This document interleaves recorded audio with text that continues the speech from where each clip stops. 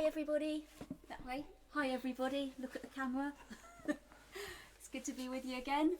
So this is the second of our live streams that we've just started doing. We really enjoyed what we did last week. So back with you again now. Our programme tonight is all Cantigas de Santa Maria. So that's from the collection of hymns and songs in honour of the Virgin Mary put together by Alphonse the Wise of Castile in the middle of the 13th century. It's his 800th birthday this year, so got to do something, haven't you? Absolutely. From last week we switched up the sound a little. So those of you who are into sound tech and whatnot, feel free to let me know how the sound's coming through and comment, because it's all very useful to me just to know and tweak it, make it better and fix it if there's a problem. But we're in the live stream now, so let's get cracking and make a sound from the Cantigas de Santa Maria. So we're suitably going to start off with the very first song in the collection, Deus, mais, which was originally a hymn of praise in honour of the Virgin.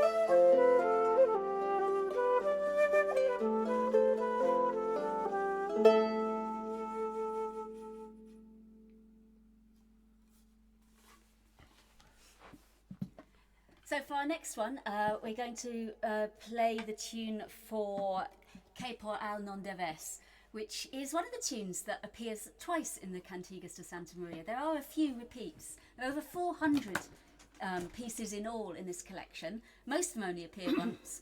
This one appears twice. Is it any coincidence that the song is all about King Alphonse? So we put it in twice for good measure. It tells the story of how the Virgin performed a miracle personally for King Alphonse, and it also relates specifically how the king put together a collection of songs in honour of the Virgin as an act of homage to her. So it's really quite metatextual. It's a song about the collection of songs in some way at least.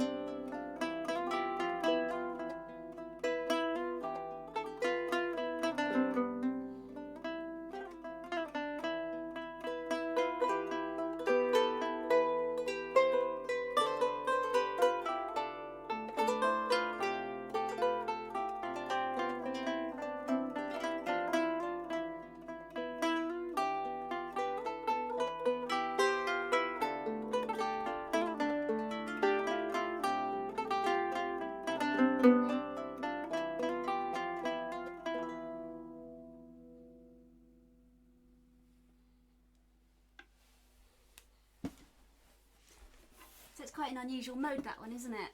Yes, the modes of the Cantigas de Santa Maria, this is like scales. Usually they're fairly straightforward. They're Dorian or mixed Lydian, which will sound mostly familiar to people listening today and familiar with modern music. But that one, which is what we call the Phrygian mode, is a curious one because it has a semitone between the first position and the second position on the scale, which is quite unusual, and it immediately gives it a sort of exotic flavour. Yeah, it's a particular favourite, that one. It's a lovely little tune. So Paul's got his double flute out now. You want to do some breathing, or this mysterious breathing you do before you play? I'll take some oxygen first. Take some oxygen, okay. And now, the Cantigas de Santa Maria, originally, of course, they're all songs. We love to play them instrumentally because they are beautiful little tunes. So I haven't found a dud amongst them yet, but they are all originally songs, and they are songs in Galician Portuguese, a lyric language of composition in the Iberian Peninsula at the time. So we're going to give you a taste of a song. This is Deus mamou, the 77th song in the collection. It tells the story of how the Virgin healed a woman who was crippled in her church in Lugo, in Spain. You might recognise some words in it. Santa Maria, of course. Miragre, for miracle. Igreja, for the church. Anyway, see how much you get of it.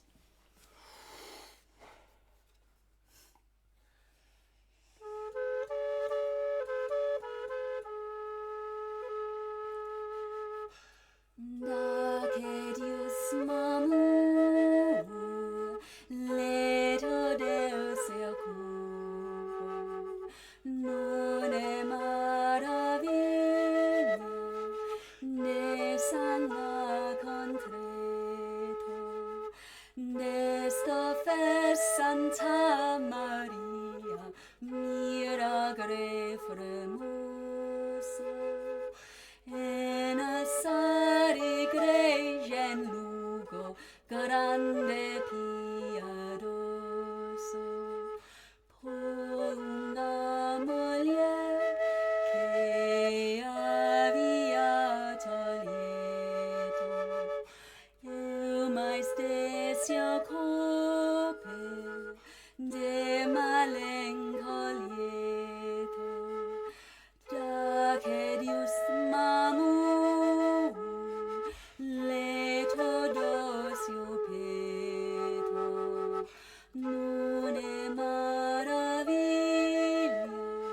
ne sangue contrito, però va vengolia tal che aliu sanava, cada un membro persi, mi deuri gesta lavar, men come madera, muy secado teto, quando se stendía, o nevio detto, da che Deus mamou, leto de sepeto, non è maraviglia,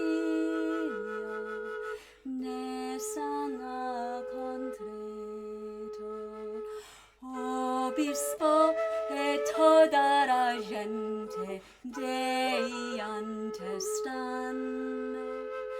veenda che stei o inde Deus chorando, viron che miragre foi e non trasgeto, porende loaron a Virgen affetto, da che Deus mamou,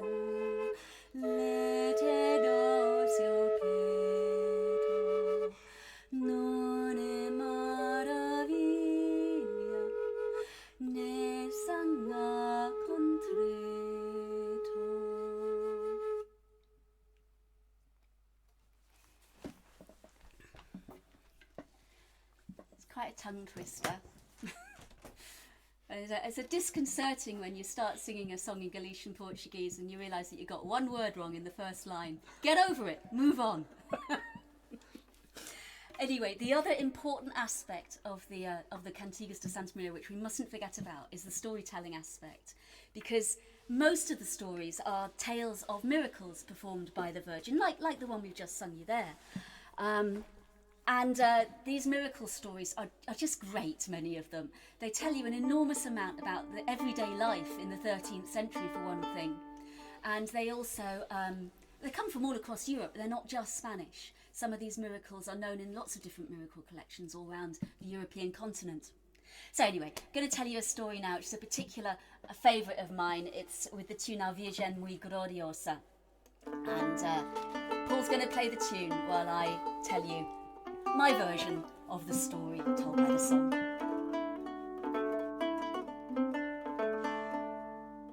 So let me take you to Germany, to a noble town in Germany.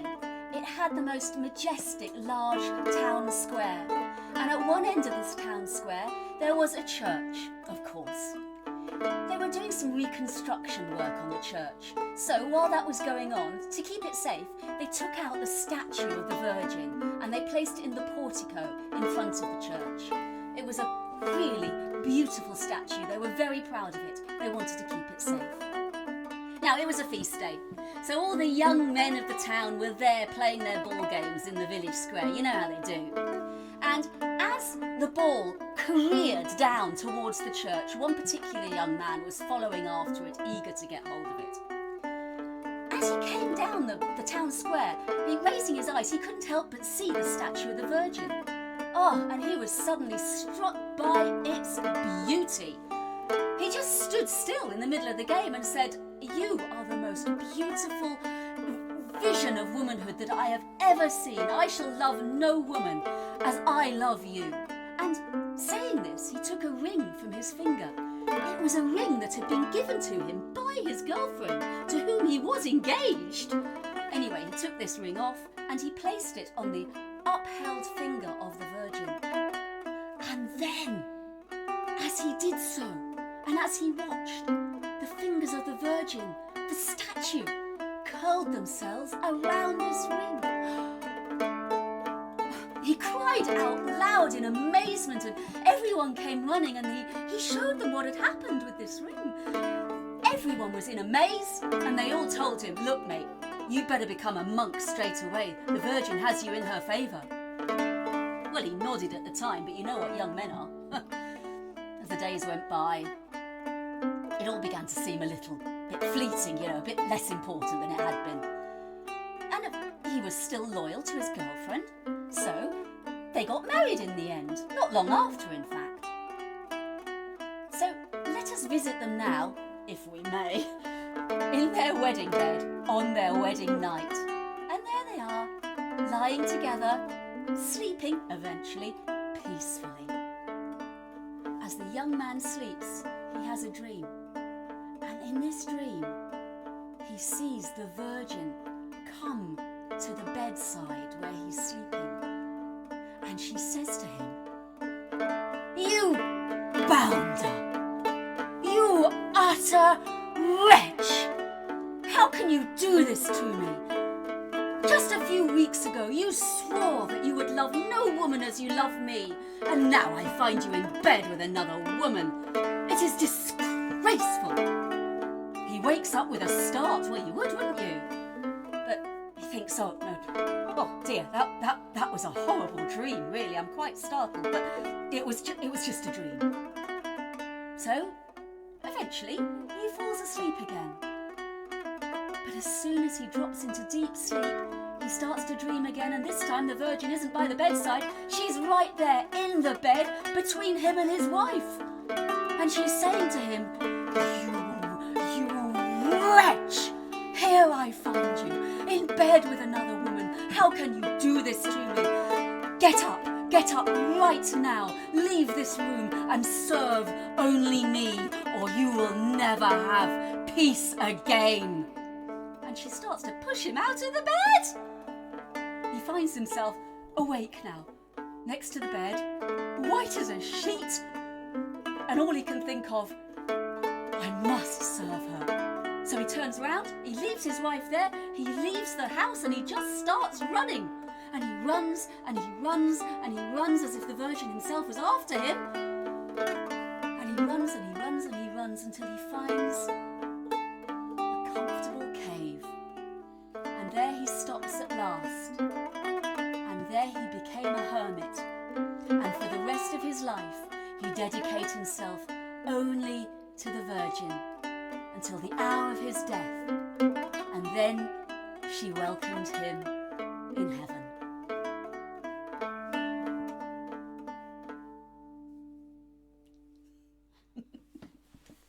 I say poor wife, huh? Not much sisterly solidarity going on there. Anyway, what are we? Flute and harp? Flute, yep.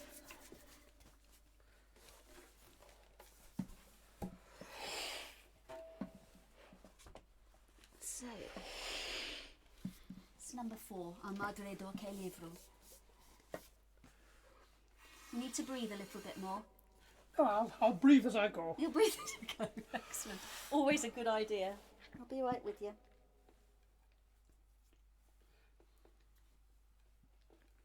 Right.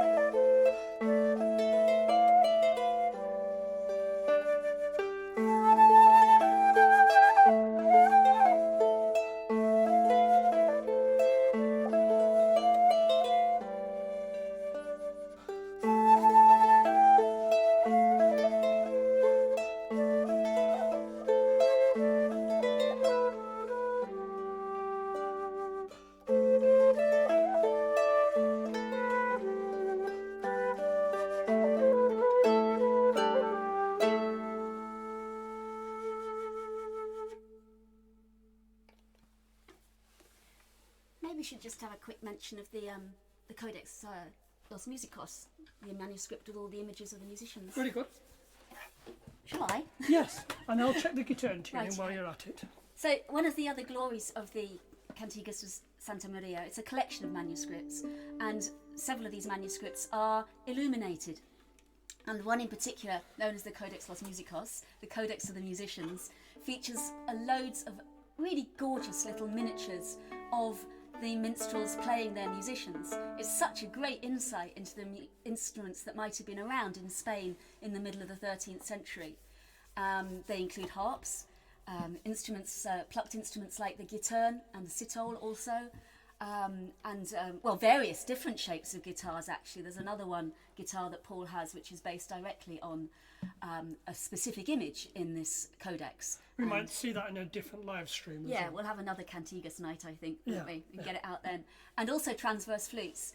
The transverse flute was sometimes known as the German flute, indeed after the Middle Ages as well, and it does seem to have arrived in Europe through contact with the Byzantines, first into Germany. But this particular manuscript shows that it was known right in the far south as well in Spain. It might have been an influence from the Arabs, as with many of the instruments. There's an Arabic name for the instrument in Spain in the medieval period, which lends weight to that. I won't try to pronounce that. No, never works in a Barnsley If you want accent. to know, ask me in the comments, and I'll enter the name of it, and you can have your own best go at pronouncing it. So the last one that we're going to do for you tonight is number 23 in the collection, and the original miracle told how God turned water into wine for a woman of Britain, a woman of England. This is then an English miracle story which was known across the continent, and it's associated with Ethelfled, who was an Anglo-Saxon noblewoman under King Ethelred.